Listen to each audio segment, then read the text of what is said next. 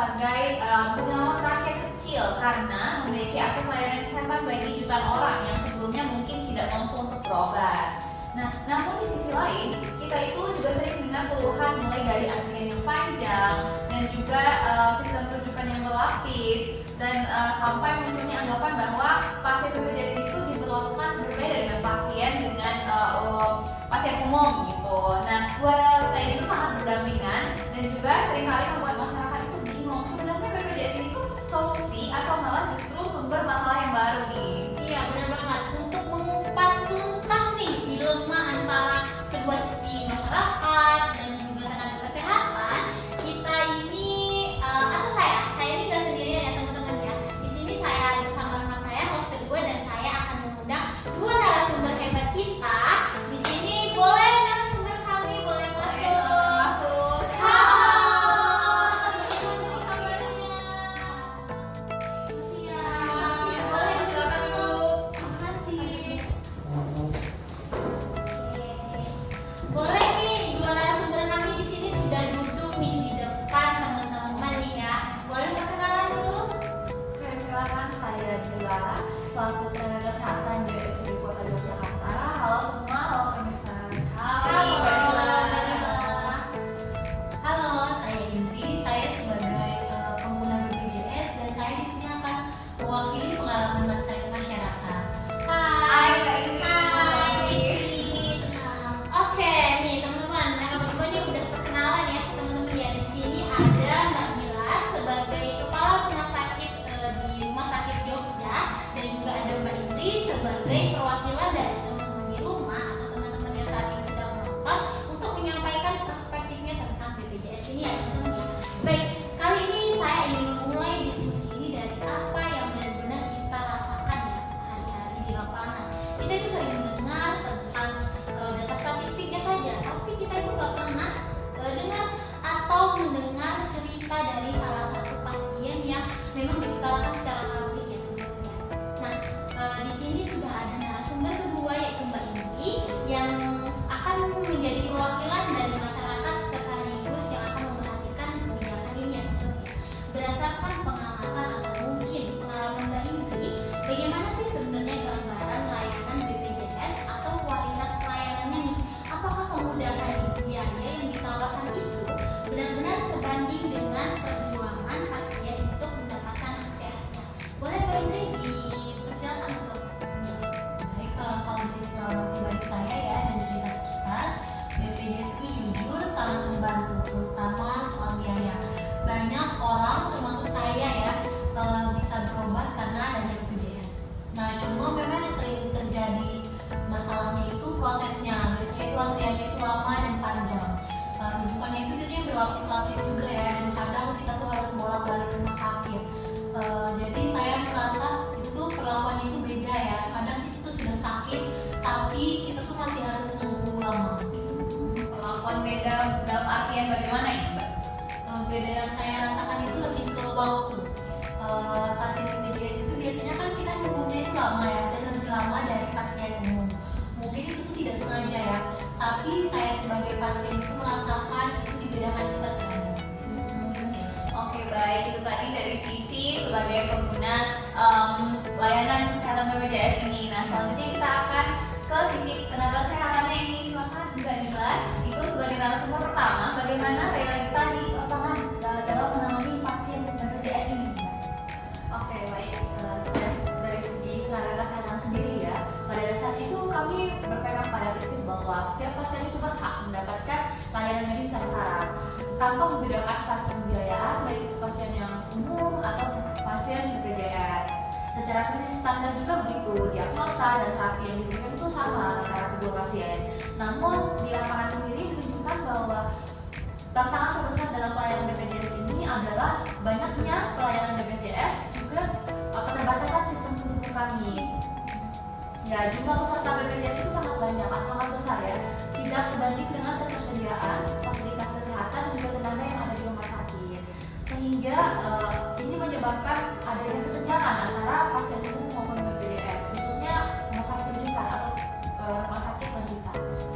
Oh, begitu Mbak Dila. Jadi sebenarnya ini bukan soal membedakan atau tidaknya ya? Ya betul.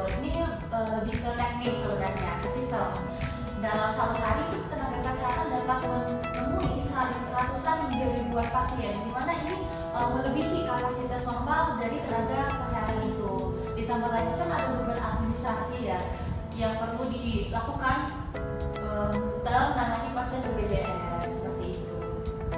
Apakah ini juga berdampak ke kualitas layanan?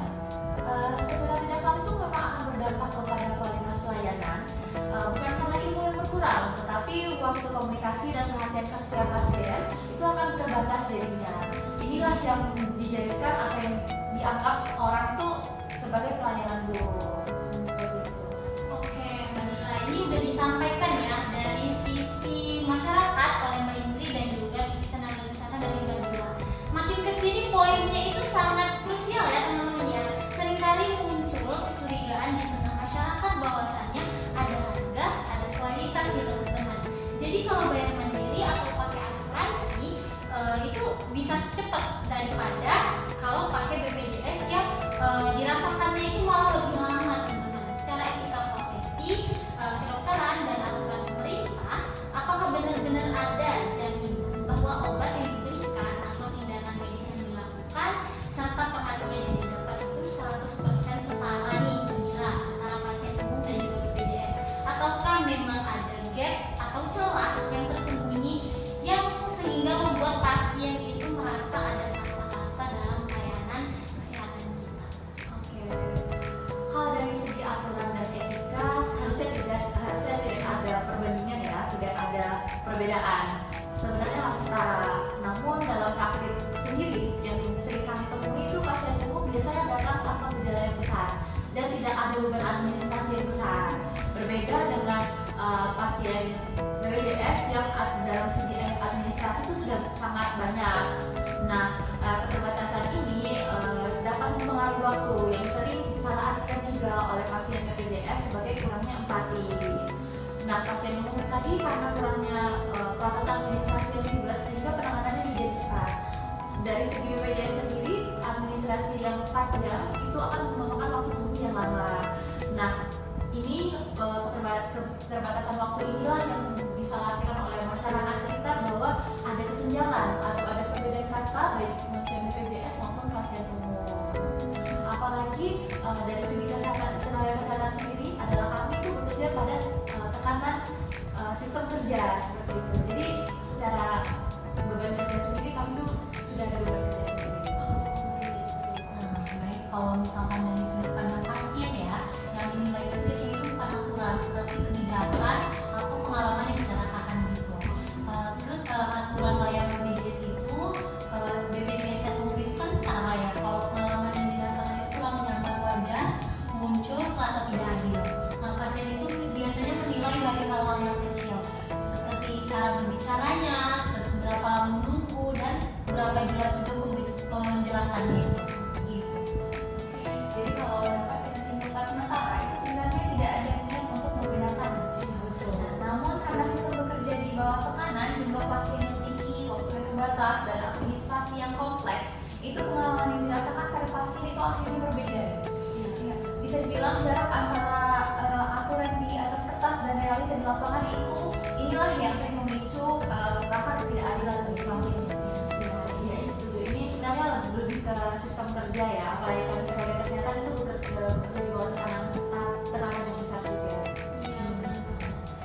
Jadi ya teman-teman ya, berarti bisa disimpulkan dari sudut pandang tenaga kesehatan sendiri, mereka ini juga memiliki tekanan yang besar, tapi di sisi lain mereka harus memahami bagaimana cara menangani pasien dengan ramah ya teman-teman ya. Sedangkan pasien hanya memandang dengan sebelah mata bahwasanya mereka dilayani dengan tidak ramah nih teman-teman. Padahal dari tenaga kesehatan sendiri mereka itu sudah memiliki tuntutan yang berat ya teman-teman ya. Oke, bagus banget ya ini dua perspektif. Ini Iya. bisa menjernihkan pikiran-pikiran yang buruk ya teman-teman ya. Jadi harus dilihat dari dua perspektif. Nah, dari percakapan kali ini itu membawa kita ke pertanyaan yang sering muncul di masyarakat itu ketika keluhan terus berulang, apakah ini berarti sistem BPJS-nya yang keliru atau justru malah pelaksanaannya yang belum optimal ini? Kalau dari saya sendiri, konsep BPJS ini sebenarnya sudah sangat baik dan sudah sangat progresif ya.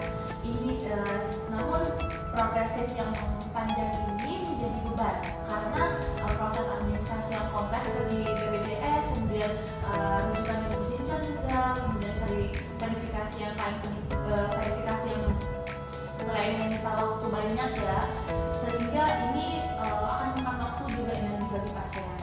Nah, masalahnya ini sebenarnya ada pada kesiapan fasilitas sih, kesiapan fasilitas, kemudian distribusi tenaga, juga beban administrasi.